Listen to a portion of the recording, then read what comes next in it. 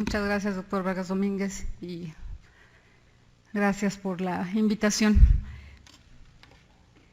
El tema del que les voy a hablar es imagen en patología hepática. Efectivamente, lo que les comenta el doctor es bien cierto. Una imagen dice más que 1000 palabras. Y en esta ocasión les voy a mostrar los diferentes métodos de imagen que nos permiten hacer una evaluación del hígado. Realmente ahora los radiólogos o imagenólogos, como ahora les gusta decirnos, tenemos cada vez más oportunidades de poder observar el hígado con diferentes métodos. Sin embargo, una de las cosas en las que les voy a hacer mucho énfasis es que tenemos que irnos siempre por lo más sencillo y por lo menos costoso para el paciente. Cuando se pone de moda un procedimiento, un estudio o un procedimiento, bueno, quisiéramos hacérselo a todos los pacientes. Por ejemplo, el PET-CT, que lo voy a mencionar en su momento, es un estudio combinado de radiología con la tomografía computada, con un estudio de medicina nuclear, que es la tomografía por emisión de positrones. Sin embargo, este PET-CT está indicado en patologías muy específicas, aparte de lo costoso que es. En la Universidad Nacional Autónoma de México tienen, en la Facultad de Medicina, en CEU, tienen un PET-CT en donde los estudios andan oscilando, y es el lugar más barato, andan oscilando entre 9,000 y 15,000 pesos. En los hospitales privados, como estamos hablando del Hospital Ángeles Pedregal, Ángeles Interlomas, el ABC, etcétera, una PET-CT, un estudio de PET-CT no baja de 30,000 pesos, 25, 30,000 pesos. Entonces, aunque es un método de imagen excelente para cierta patología, no debe de aplicarse a todo. No podemos empezar siempre por esos métodos, tenemos que ir siempre de lo más sencillo a lo más costoso o a lo que se requiera. Este es más o menos un resumen curricular mío. Como dice el doctor Vargas Domínguez, hace 6 meses dejé la jefatura del servicio de radiología y me dedico ya de tiempo entero a mi subespecialidad, que es la radiología vascular e intervencionista. Y soy editor de la única revista de radiología que hay en México, que se llama Anales de Radiología, que estamos cumpliendo 10 años, y les invito a revisarla. Realmente es una revista muy didáctica, con imágenes muy claras, escrita por radiólogos, y pueden ampliar mucho sus conocimientos de imagen. Vamos a hablar del hígado. El hígado, según la clasificación americana, consta de 3 lóbulos. Tiene la cápsula hepática, el parénquima hepático, el sistema venoso, que consta de 2 partes, el sistema portal y las venas suprahepáticas, una arteria hepática que va a aportar el 30% de la irrigación a este órgano, las vías biliares y la vesícula biliar. Eso es en general el hígado. Si nos vamos a los segmentos hepáticos, según Cuinar, que son los que nosotros utilizamos en imagen, tanto en tomografía como en ultrasonido y resonancia, tenemos que hay 8 segmentos hepáticos y están divididos como los ven ustedes en esta imagen. Así que si nosotros en un ultrasonido les referimos que encontramos una lesión calcificada en el segmento 5, ya sabrán ustedes que estamos hablando del lóbulo derecho. Esta clasificación a nosotros en particular nos es muy útil por la distribución en la imagen. ¿Cuáles son las técnicas de imagen que podemos aplicar al hígado y a las vías biliares? Empezamos por lo más sencillo, que es la radiología simple. La placa simple de abdomen es una herramienta que cada vez se utiliza menos, que genera radiación ionizante, evidentemente en dosis muy bajas, pero que nos puede dar muchos datos si se sabe revisar adecuadamente.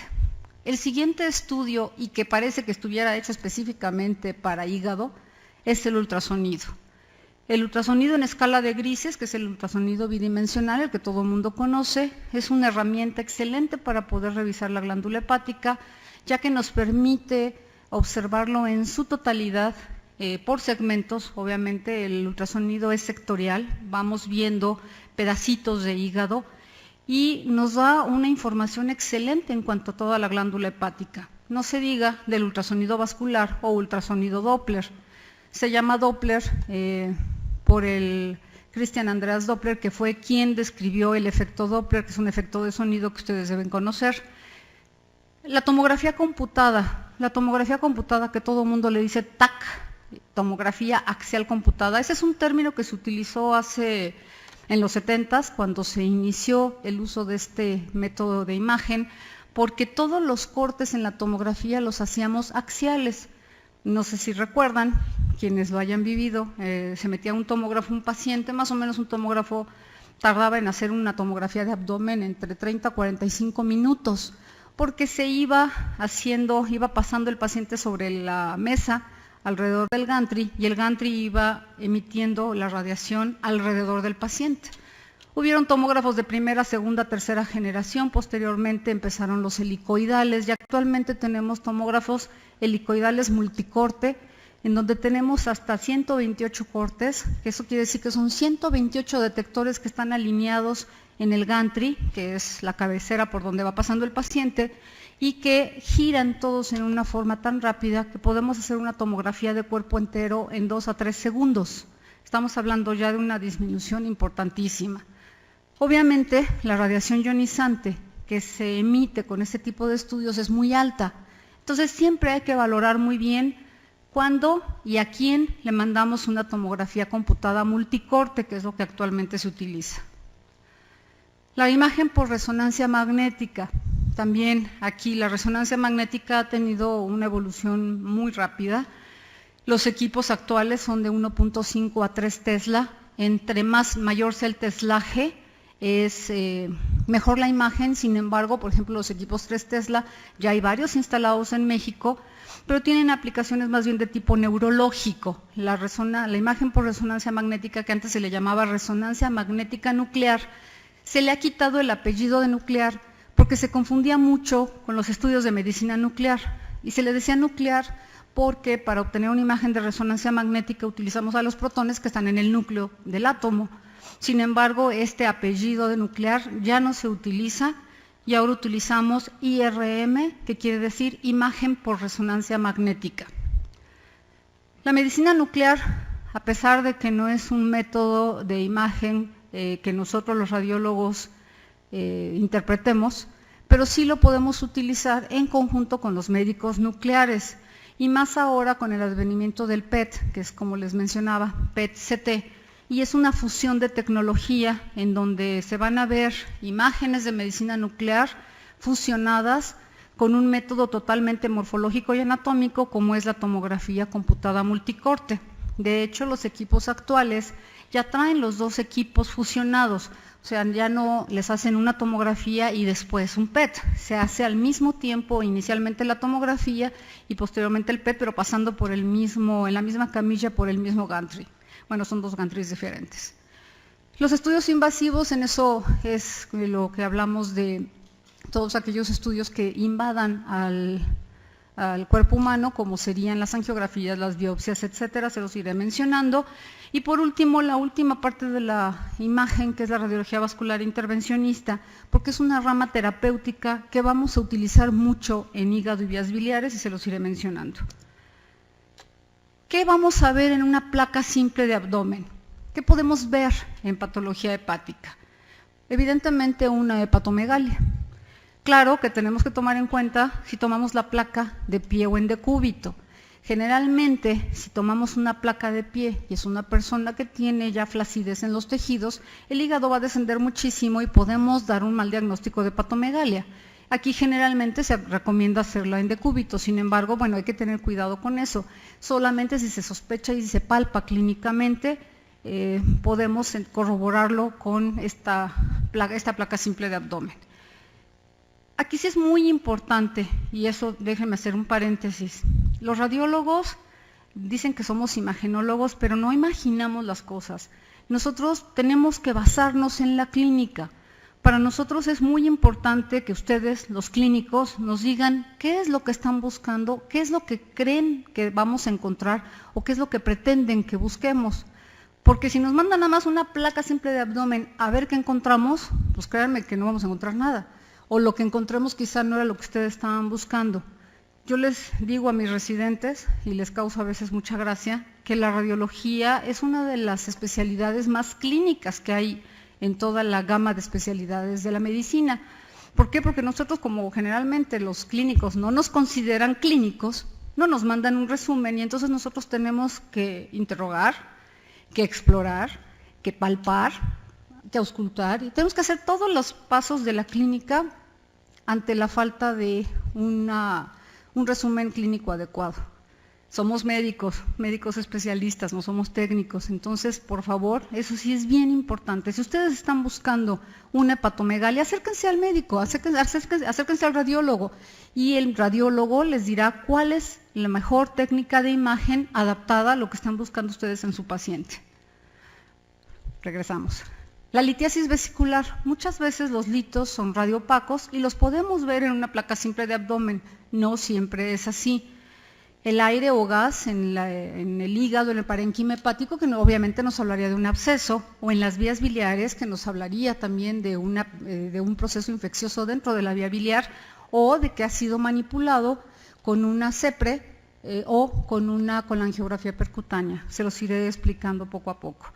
Y las calcificaciones hepáticas, que generalmente nos hablan de donde hubo un proceso infeccioso, inflamatorio o un sangrado, y se calcificó ese sitio y lo vamos a poder ver perfectamente bien en una placa simple de abdomen.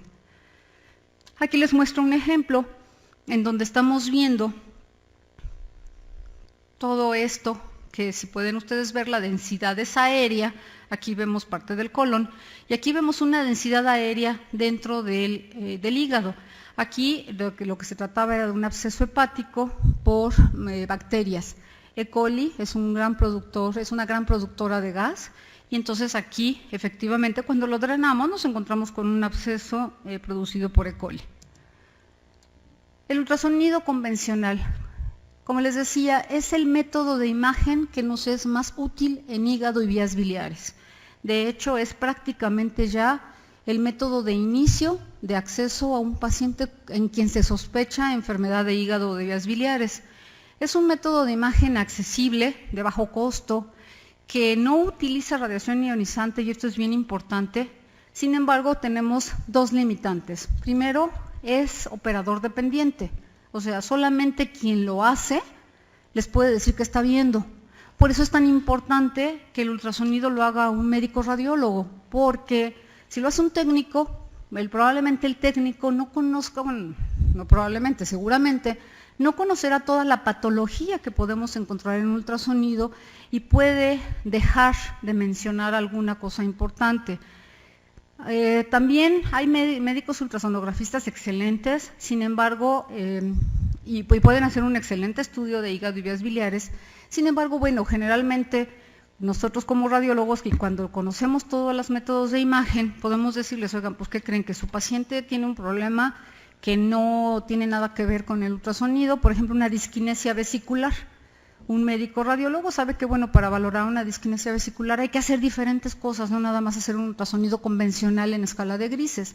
Probablemente tengamos que darle una comida de Boyden, que es una comida cargada con grasa, para que tenga un vaciamiento, y esto generalmente lo hacemos nosotros porque antes hacíamos un método que se llama colecistografía oral, que les dábamos a tomar un medio de contraste, que se acumulaba en la vesícula y más o menos entre 45 minutos y una hora después lo podíamos ver. Este ya no se hace porque el medio de contraste que se utilizaba era sumamente alergénico y la verdad es que con el advenimiento del ultrasonido ya no hacemos ni colecistos orales ni colangiografías endovenosas, ya que eran sumamente alergénicas y causaban muchos problemas en los pacientes. Otra de las limitantes es que requiere de ayuno. Muchas veces llegan los residentes de otras especialidades y nos dicen, oiga, ¿nos puede hacer un ultrasonido de hígado? ¿A qué hora desayunó su paciente? No, pues hace 2 horas. No vamos a ver nada. ¿Por qué? Porque se nos va a encimar el gas y el alimento que haya en estómago, en intestino delgado, y sobre todo la vesícula va a estar vacía y podemos tener una falsa positiva. ¿Qué es lo que vamos a ver en un ultrasonido convencional en escala de grises? Es, como les decía, el método de elección para el primer contacto y lo que podemos ver son alteraciones difusas del color del hígado. En ultrasonido, cuando hablamos de la textura o del color que tiene el hígado en ultrasonido, hablamos de ecogenicidad, porque estamos hablando de ecografía, de los ecos que vamos a recibir. El ultrasonido realmente es una computadora con un transductor. El transductor es el aparatito que les ponemos a los pacientes sobre la pancita. Ese transductor emite ondas de sonido de alta frecuencia y recibe los ecos que va a enviar el paciente después de que le mandamos esas ondas de sonido. Por eso se llama ecografía o ultrasonido, cualquiera de los dos está bien utilizada. Entonces, cuando en ultrasonido vemos algo negro, quiere decir que la onda de sonido se pasó, se siguió derecho, no tuvo con qué rebotar. Y aquí hablamos de anecoico. ¿Por qué? Porque no hubieron ecos que se regresaran después de emitir el sonido. Cuando hablamos de ecogénico, estamos hablando de algo muy brillante. ¿Por qué? Porque bueno, la onda de ultrasonido llegó, topó con algo duro, algo denso y rebotó muy fuerte. Por eso es que el ultrasonido no nos sirve en huesos, porque el calcio rebota la onda de sonido, no le permite pasar y entonces no veríamos nada.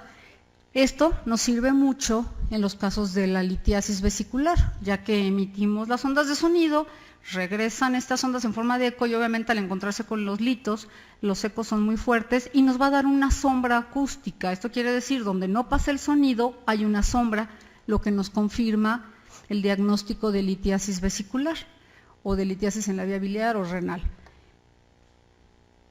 Cuando hablamos de ecogenicidad isoecoica, o sea, de una lesión iso o hipoecoica, estamos hablando de una lesión que es similar a la ecogenicidad del hígado, en este caso, o de menor densidad que el hígado. Generalmente los radiólogos ya conocemos cuál debe de ser la ecogenicidad del hígado. Es mayor a la de los riñones. Los riñones, como tienen tanto líquido en su interior, son más hipoecoicos. Entonces nosotros sabemos que un hígado debe de tener cierta ecogenicidad dentro de la escala de grises y podemos fácilmente decirle, si lo vemos todo completito aumentado en ecogenicidad, lo que nos hablaría de un hígado graso, una infiltración grasa nos da esa imagen. O también hay hígados metastásicos en caso de leucemias y linfomas que podemos ver también como infiltraciones y podemos ver un aumento generalizado de la ecogenicidad. Los quistes son muy sencillos de ver en un ultrasonido, vemos imágenes redondas, totalmente anecoicas, o sea, no tenemos rebote de los ecos del sonido. Abscesos en donde vamos a ver áreas mal definidas, de bordes irregulares, pero con una disminución en la ecogenicidad. ¿Por qué? Porque los abscesos se van licuando toda la pus que se va formando o los detritus que se forman cuando hay amibas y cuando E. coli se come el parénquima hepático, lo lisa con todas sus enzimas, va dejando unos detritus muy menores en densidad que el hígado. Entonces vamos a verlos como lesiones hipoecoicas, no anecoicas como en los quistes, pero sí con una menor densidad que el hígado. Los tumores benignos y malignos también se pueden ver de primera intención en un ultrasonido y ya posteriormente a observarlos en un ultrasonido, bueno, nos vamos a otros métodos de imagen que nos permitirán caracterizarlos adecuadamente, incluso sospechar si se trata de algo benigno o maligno. Claro, el que dice la última palabra es el patólogo, como siempre. Sin embargo, ya podemos orientarlos después de diferentes métodos de imagen. Por ejemplo, aquí sí el PET-CT es un excelente método de imagen que nos va a permitir saber con toda precisión si estamos hablando de algo benigno o maligno, pero con hígado no tenemos que llegar a eso. Con una tomografía computada trifásica, que ya se las mencionaré, es suficiente para que podamos hacer un diagnóstico. Las colecciones alrededor del hígado, las subcapsulares, son las colecciones perihepáticas, que puede también haber colecciones perihepáticas en caso, por ejemplo, de una ascitis, y la colecistitis, que puede ser litiásica o no litiásica. En caso de la litiasis, bueno, vamos a ver las piedras o vamos a ver la sombra que nos dan estas piedras, los litos, y la no litiásica, bueno, vamos a ver alteraciones en el vaciamiento vesicular posterior a la comida de Boydent o engrosamientos de la pared. Aquí pueden ver áreas de aumento de ecogenicidad. No es que esto esté menor, esto está mayor. Y estamos hablando aquí de una hiperplasia nodular focal, que saben es un padecimiento frecuente en mujeres en la etapa reproductiva con uso de estrógenos. Un hígado graso, fíjense cómo se alcanza a ver la infiltración grasa en un hígado relativamente normal en su ecogenicidad. Se ve un aumento generalizado de la ecogenicidad o áreas segmentarias como son estas, en donde nos está hablando de un hígado de consistencia grasa. Como sabemos, en los mexicanos es muy frecuente esta condición.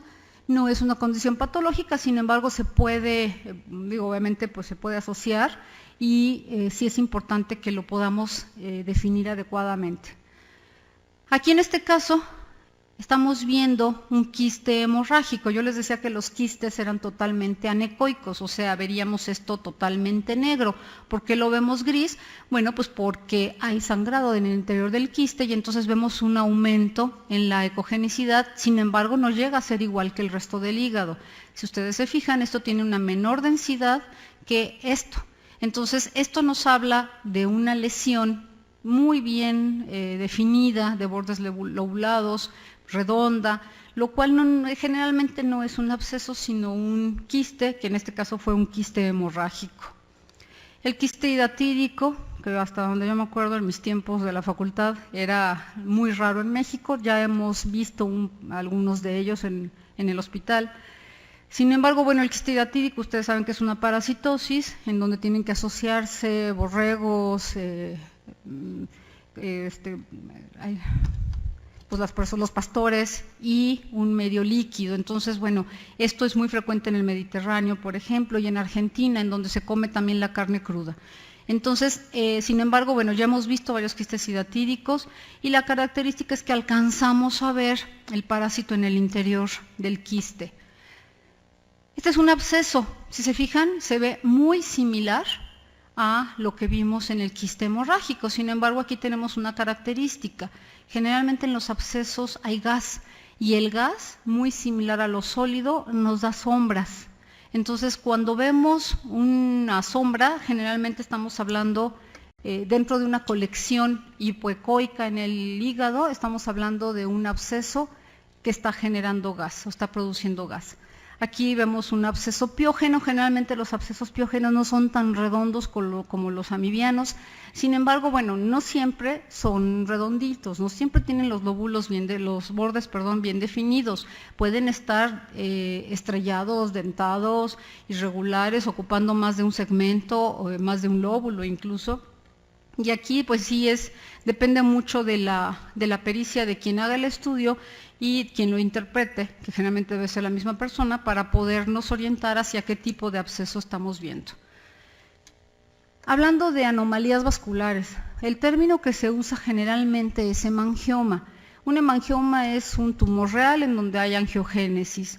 Los tumores reales, los hemangiomas en realidad, son de dos tipos en el hígado, que pueden ser los congénitos, que son con quienes nacen los niños, y los del adulto, en donde persiste la angiogénesis, es mucho más frecuente en mujeres, y estos se alcanzan a ver como áreas hipervasculares, pero como hay una gran cantidad de vasos ahí, se pueden ver totalmente ecogénicos, irregulares, con características vasculares, o si estamos hablando de lesiones vasculares, que también se les dice hemangiomas, aunque no lo son, como es una malformación de tipo venoso, tenemos la sangre más estática y entonces alcanzamos a ver más bien, ya se perdí la flechita.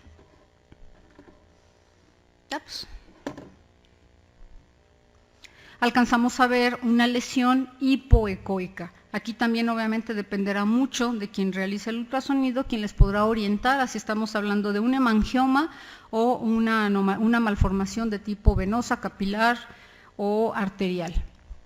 Una cirrosis hepática, bueno, en la cirrosis hepática vemos muchas cosas. Primero el líquido de ascitis que tenemos alrededor del hígado. También vemos un hígado pequeño, muy ecogénico, y con estas bolitas que se alcanzan a ver, estas lesiones redondeadas que están distribuidas en todo el parénquima, que nos habla de nódulos de regeneración. Entonces, además de eso, alcanzamos a ver una porta sumamente dilatada, que está en relación evidentemente con una hipertensión portal. El hepatocarcinoma o las lesiones metastásicas de hígado también son fácilmente observables en un ultrasonido. Generalmente el diagnóstico se hace con ultrasonido y posteriormente se llevan a tomografía, se hace la biopsia o lo que corresponda. Y estas pueden verse como lesiones ecogénicas pequeñas, dependiendo, en este caso, dependiendo de cuál sea el primario, o casos de hepatocarcinoma que como son tumores muy vascularizados, pueden verse ecogénicos debido a la gran cantidad de vasos o hipoecoicos por la sangre que circula dentro de ellos. Las lesiones metastásicas, como les decía, dependerán muchísimo de la metástasis de qué tumor es, porque los adenocarcinomas, todos los de tubo digestivo que fácilmente dan metástasis hepáticas, se ven como lesiones hipoecoicas, pero por ejemplo una metástasis de algún tumor óseo, por ejemplo, se ven muy densas. Un cáncer de próstata, un cáncer de mama da lesiones densas a diferencia de una metástasis de adenocarcinoma. El ultrasonido vascular, como les decía, es el ultrasonido Doppler, por el nombre que se le puso en honor a Christian Andreas Doppler, que fue quien descubrió este efecto Doppler. Antes se utilizaba el Doppler simple, después el pulsado, y actualmente lo que tenemos es el Power Angio. Esto es que podemos colocar una cajita con color y podemos saber si el flujo vascular va o viene. Si va lo vamos a ver de un color, si viene lo vamos a ver de otro color, y esto nos da una facilidad muy importante. Cada vez nos es más sencillo hacer una interpretación de una lesión, si es o no vascularizada. Aquí pueden ver, por ejemplo, este es un ultrasonido Doppler en donde alcanzamos a ver las venas suprahepáticas con su llegada a la cava. El color azul quiere decir que la sangre viene, y cuando es rojo quiere decir que va. Cuando vemos amarillo es que hay turbulencia. Entonces aquí vemos un caso de hipertensión portal en donde tenemos un espectro no les voy a explicar qué es esto, pero bueno, nosotros valoramos el espectro y podemos saber, dependiendo de para dónde estén las espigas, si estamos hablando de una resistencia venosa o de una resistencia arterial. En los casos de hipertensión porta, evidentemente va a aumentar muchísimo la resistencia de las paredes de la porta por el efecto que está teniendo un hígado cirrótico sobre estas paredes, y vamos a tener una inversión en la espiga. Un síndrome de Budd-Chiari, que es donde existe una obstrucción en las venas suprahepáticas, también lo podemos diagnosticar adecuadamente con un ultrasonido Doppler, ya que vemos que no existe paso de la sangre hacia la cava por la obstrucción de estas venas suprahepáticas. Un hemangiendotelioma, un tumor hepático que tiene mucha vascularidad, vamos a ver mucha turbulencia, por eso es que vemos tanto amarillo. Se fijan, hay azul y rojo, sin embargo lo que predomina el amarillo es por la turbulencia que existe dentro de esos tumores. La tomografía computada, que es el tercer método de acceso, empezamos con placa simple, ultrasonido y ahora tomografía computada. Como les decía, actualmente lo que hacemos es la tomografía computada multicorte. Es un estudio relativamente accesible y de bajo costo, de costo intermedio, ya no bajo, costo intermedio. ¿Por qué? Porque actualmente ya existen muchos tomógrafos en casi todos los estados de la República. Antes, la verdad es que un hospital que contaba con un tomógrafo era excepcional. Ahora no, cada vez han bajado más el costo de los equipos, y además aquí sí el costo-beneficio es muy importante. Un estudio de tomografía nos puede hablar, como podemos ver perfectamente bien las relaciones anatómicas, podemos ver características vasculares, podemos ver las características específicas del parénquima hepático, porque vamos a tener 3 fases. Vamos a inyectar el medio de contraste, vamos a tener una fase arterial, vamos a tener una fase tisular y vamos a tener una fase portal o una fase venosa. Entonces vamos a poder incluso definir qué tipo de patología estamos viendo dependiendo del momento en que la vayamos a ver. Sin embargo, tiene el riesgo de que emite radiación ionizante en unas dosis muy altas y se requiere medio de contraste endovenoso. Los medios de contraste endovenosos tienen altas cantidades de sodio, lo que lo pueden hacer muy alergénico para el paciente por la hiperosmolaridad con que se manejan. Todo el mundo piensa que el yodo es el alergénico y realmente depende mucho de las concentraciones de sodio que los hacen hipervasculares, los medios de contraste, y aumenta obviamente el riesgo de todas estas reacciones adversas, no necesariamente alérgicas, también reacciones adversas. La concentración que se utiliza en los medios de contraste para poderlos aplicar al hígado son concentraciones altas. Estamos hablando de medios de contraste que tengan una concentración de 300 a 370, lo cual nos habla de concentraciones realmente muy altas y nos habla de contrastes hiperosmolares. En la fase simple únicamente nos sirve para establecer el valor de la densidad anterior a la inyección del contraste y comparar el realce después de que inyectamos el medio de contraste. Otra cosa que actualmente es una dificultad es que para poder hacer adecuadamente una tomografía trifásica del hígado necesitamos un inyector automático de alto poder. Y muchas veces estos inyectores, pues obviamente son máquinas, empezamos a pasar el medio de contraste, la vena del paciente no nos aguantó y entonces se les va a infiltrar el medio de contraste. Es muy doloroso, no pasa nada, pero sí es muy doloroso y hay que manejarlo con un vendaje compresivo para favorecer la salida de este medio de contraste. En hígado es mucho mejor utilizar el estudio trifásico, por lo que yo les decía, porque se van a separar las tres fases, que es la arterial, en donde vamos a ver la irrigación de la arteria hepática, la fase portal o de redistribución y la venosa, que es el equilibrio, es cuando vemos las suprahepáticas. Se requiere el uso del inyector automático, eso es muy importante. La aplicación que tiene la tomografía computada es tumores, básicamente. Si ustedes ven un tumor en hígado, no duden en mandar una tomografía computada multicorte trifásica. ¿Por qué? Porque vamos a poder saber si se está originando de la arteria. Sabemos que todos los tumores malignos se irrigan a partir de la arteria hepática. Entonces, si los vemos realzados en la primera fase, pues, y se sospecha de un tumor maligno, es muy probable que sí lo sea, porque sabemos que la irrigación depende de la arteria. Ojo, los hemangiomas también se alimentan de la arteria, entonces no necesariamente si realza quiere decir que es maligno, sin embargo tenemos muchas más posibilidades de que sea maligno a de que sea un proceso de tipo benigno. También es importante para definir las relaciones anatómicas de los tumores y la estadificación de algún tipo de padecimientos. En infecciones, como serían los abscesos, también nos es muy útil, las enfermedades por depósito y la patología vascular. Las obstrucciones, las trombosis de la aorta, de la cava, las podemos ver perfectamente bien en una tomografía. Aquí podemos ver una hiperplasia nodular focal que ustedes ven en la fase simple, pues no se ve absolutamente nada, se ve prácticamente similar en densidad al resto del hígado. Sin embargo, a la hora de que aplicamos el medio de contraste, alcanzamos a ver ya en una fase portal, aquí ven la porta, o de drenaje, aquí alcanzamos a ver un aumento de densidad que nos habla de una hiperplasia nodular focal y no de un tumor maligno, porque en la primera fase no pinta. Un hígado graso, en donde todo el hígado está graso excepto este sitio. Los quistes hepáticos, fíjense cómo ahí no hay nada de vascularidad, por la destrucción que existe del parénquima hepático, ya sea por los, perdón, me estoy confundiendo con los abscesos, perdón, en un quiste hepático en donde tenemos una colección totalmente líquida, en donde no hay vascularidad y no hay tejido hepático, bueno, pues vemos la diferencia en las densidades. Una poliquistosis hepática, un quiste hemorrágico, un quiste hidatídico y un absceso hepático. En el absceso hepático, igual la destrucción del parénquima hepático por la bacteria o por el parásito que haya sido el causante, además también nos permite muchas veces ver el nivel, como la tomografía se obtiene con el paciente en decúbito dorsal, evidentemente vamos a alcanzar a ver el nivel cuando existe ya una adecuada licuefacción de ese absceso.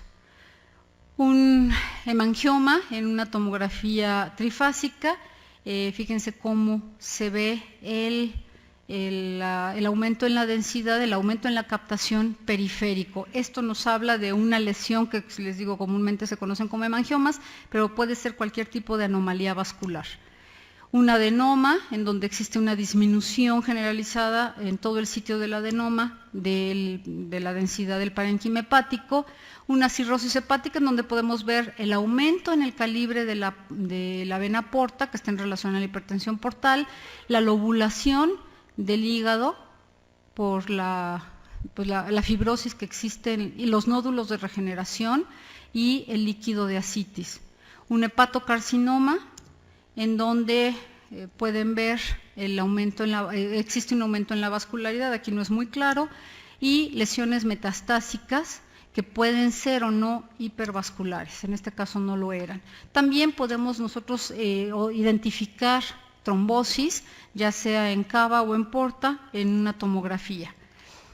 Lo siguiente es la resonancia magnética, es un método que no utiliza radiación ionizante, sin embargo es más costoso que la tomografía computada. En algunas ocasiones requiere de la aplicación de un medio de contraste paramagnético que es el gadolínio o el gadoterato. Sin embargo, es muy útil en algunos casos, como por ejemplo en el estudio de la vía biliar.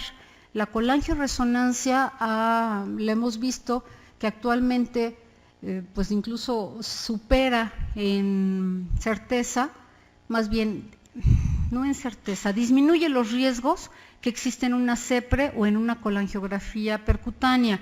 Entonces la colangioresonancia en la actualidad nos las piden con mucha frecuencia, sobre todo previa a la realización de una CEPRE o en casos de obstrucciones en donde también vaya a ser sometido a una colangiografía percutánea el paciente.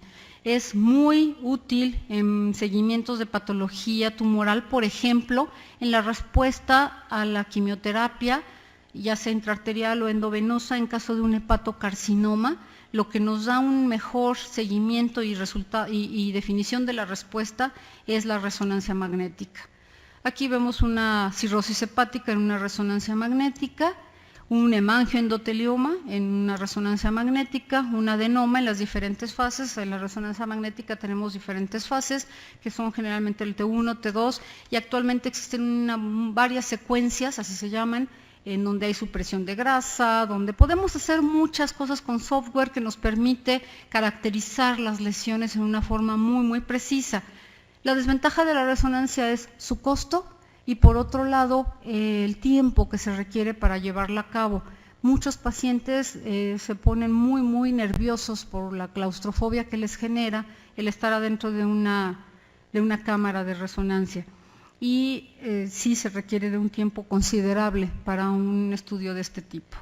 Un carcinoma hepatocelular bien definido que se diagnosticó con resonancia, las lesiones de tipo metastásico que les repito se hace en cualquiera de las dos secuencias T1, T2 o todas las que existen en la actualidad. Medicina nuclear solamente les voy a hablar un poco, yo no soy médico nuclear, sin embargo, bueno, actualmente ya trabajamos muy de cerca los médicos nucleares con los médicos radiólogos, aunque antes era la misma especialidad, ahora no, ahora ya son diferentes. Las indicaciones de la medicina nuclear en hígado es la búsqueda de un tumor primario o de lesiones metastásicas cuando no han sido definidos por otro método de imagen, la valoración de la función, y esto sí es bien importante, la fisiología hepática puede valorarse adecuadamente con un estudio de medicina nuclear, la cirrosis hepática también, el grado de avance de la cirrosis hepática, una insuficiencia hepática, hepatitis, infiltración grasa, quistes, abscesos, etcétera.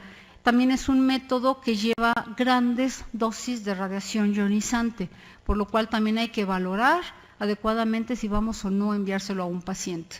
Hay diferentes tipos de estudios de medicina nuclear que empiezan desde la gammagrafía planar, que es una sola pantalla, el SPECT, que es la tomografía por emisión de fotón único, el SPECT-CT, que es la fusión de un SPECT con una tomografía computada, el PET y PET-CT. El PET, como les decía, es la tomografía por emisión de positrones y PET-CT es la fusión de estas dos técnicas. Los radiofármacos que se utilizan son estos. La FDG es la que se utiliza en el PET, que es una glucosa marcada, y bueno, existen diferentes radiofármacos que son útiles en patología hepática. Este es un estudio normal de hígado. Este es un estudio en donde hay un daño hepático inicial, una insuficiencia hepática inicial. Aquí alcanzamos a ver unas lesiones metastásicas de un cáncer de mama con daño hepático difuso. Aquí una hepatoesplenomegalia y daño hepático difuso, etcétera. Esto se los podrá explicar muchísimo mejor un médico nuclear. Y por último, la radiología vascular intervencionista, como yo les mencionaba, es la rama terapéutica de la radiología, y mediante la utilización de diferentes métodos de imagen nos permite el acceso al interior de las estructuras, ya sean vasculares o a la vía biliar, específicamente hablando de hígado. Existen algunos procedimientos invasivos diagnósticos que todavía utilizamos, que sería la portografía transhepática para valorar específicamente la manometría, o sea, las presiones que existen en la porta, las biopsias, que a pesar de que es un método diagnóstico totalmente, las hace el radiólogo intervencionista porque va a invadir el interior del hígado con el riesgo que esto lleva, y la colangiografía percutánea, que puede hacerse, generalmente se hace previo a una derivación biliar. La hipertensión portal, bueno, todos saben qué es cuando se ve afectada la presión, el flujo de la sangre en el interior de la porta, y es secundaria a un aumento en la resistencia del flujo venoso portal. Esta ha sido de la patología que más se ha estudiado en relación a hígado, y pues los radiólogos somos medio inquietos. Miren, desde 1959 que al Vallares se le ocurrió inyectarle a un paciente a través de la vena umbilical un medio de contraste para hacer una portografía a través de él. Después se empezaron a usar la esplenoportografía, en donde se utilizaba con un inyector automático, y esto a mí me lo platicaba mucho el doctor Escoto. El doctor Escoto, Jorge Escoto, fue de los primeros que hizo una esplenoportografía. Entonces le aplicaban un punzocat o un trocar de amplio calibre, como un 18, un 16 gauge, y metían con presión el medio de contraste a través del vaso. Esto hacía que se llenara todo el sistema porta. Sin embargo, obviamente, pues aquí la gran dificultad es que si sabemos que la hipertensión porta, el flujo es hepatofuga, pues no siempre alcanzábamos a llenar adecuadamente todo el sistema portal. Por eso es que ahora actualmente lo que hacemos es la portografía transhepática, y muchas veces incluso lo sustituimos por una arteriografía esplénica en fase de retorno, en donde alcanzamos a ver perfectamente bien todo el eje portal, desde la porta hasta la esplénica, como pueden ver en este caso. La portografía transhepática está indicada en ciertos casos en donde requerimos necesariamente de medir las presiones de la porta, o bien de acceder a las varices esofágicas o fúndicas gástricas para embolizarlas en caso de que ya no sean accesibles a tratamiento a través de endoscopía. Aquí vemos un caso en donde vemos una porta de gran calibre, vemos el catéter en el interior y alcanzamos a ver unas varices que estaban sangrando, y posteriormente hacemos un acceso a través de ella a las varices, les aplicamos gel foam adicionado con medio de contraste, así es como lo vemos, y aquí, bueno, pueden ver cómo aparentemente les rasuramos las varices esofágicas y fúndicas gástricas. Sin embargo, bueno, lo que estamos hablando es de una embolización completa. En la actualidad se utiliza muchísimo más que la embolización de las varices, porque ya los métodos endoscópicos nos han superado en esto. Se utiliza una derivación portosistémica que se llama TIPS, por sus siglas en inglés, que es Transjugular Intrahepatic Portosystemic Shunt, que es crear una fístula entre una vena suprahepática y la porta para liberar el flujo de la porta hacia la cava. El riesgo que lleva esta liberación es la encefalopatía hepática. Aquí vemos cómo se hace la colocación de un TIPS, es a través de la yugular. Alcanzamos a ver cómo llena perfectamente bien una vena suprahepática, vemos todo el trayecto de la suprahepática, hacemos una punción con una aguja especial, que es una aguja de Rosh Ushida, hacemos una fístula en el interior del hígado hasta que alcancemos la porta, colocamos un stent, que es esta mallita que ven ustedes ahí, es una prótesis metálica intraductal, y aquí ya tenemos comunicada la suprahepática con la porta, con todo el sistema portal, y la derivación hacia aurícula derecha. Las biopsias, que son métodos diagnósticos, las podemos hacer generalmente guiadas con método de ultrasonido. Con ultrasonido es lo más accesible. Puede ser, cuando son lesiones tan grandes como esta, pues bueno, guiados con fluoroscopía, y en casos muy específicos de lesiones muy pequeñas y muy mediales al cuerpo, se hace con tomografía computada. Les voy a mostrar algunos métodos de radiología intervencionista, como es una embolización de un hemangioma hepático. Aquí alcanzamos a ver un hemangioma que depende totalmente de la hepática derecha. Aquí vemos hemangiomas múltiples en una bebé de 2 años, y aquí vemos cómo puede embolizarse por completo un hemangioma en forma prequirúrgica o como único método de tratamiento, sabiendo que la lesión es benigna. Aquí pueden ver cómo tenemos un catéter, vemos completamente el hemangioma en todo su tamaño, toda su vascularidad, y aquí en una fase portal, en la misma angiografía, alcanzamos a ver la falta de llenado de ese hemangioma por la embolización completa de la lesión.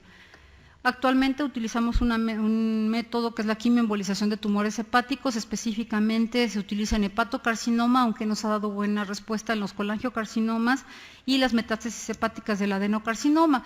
Aquí utilizamos una quimioterapia que es generalmente la adriamicina, aunque podemos utilizar el irinotecan o también la mitomicina, y la vamos a aplicar en unas pequeñas esferas biológicas, o bien las vamos a mezclamos esta quimioterapia con un medio de contraste que se utilizaba antes mucho, que era el lipiodol, que es un medio de contraste oleoso. Actualmente ya no se utiliza como medio de contraste, únicamente para homogeneizar la adriamicina con este lipiodol y aplicarlo directamente en los tumores hepáticos. Esto tiene muy buen resultado, sobre todo en hepatocarcinoma.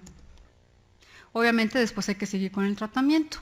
Algunos casos de trauma hepático que se han manifestado por hemofilia, alcanzamos a ver un pseudoquiste ahí dependiente de la arteria hepática derecha, vemos el contraste ahí acumulado, llegamos hasta la lesión con el catéter, lo embolizamos y podemos entonces tener un resultado como este, en donde desaparece por completo la lesión.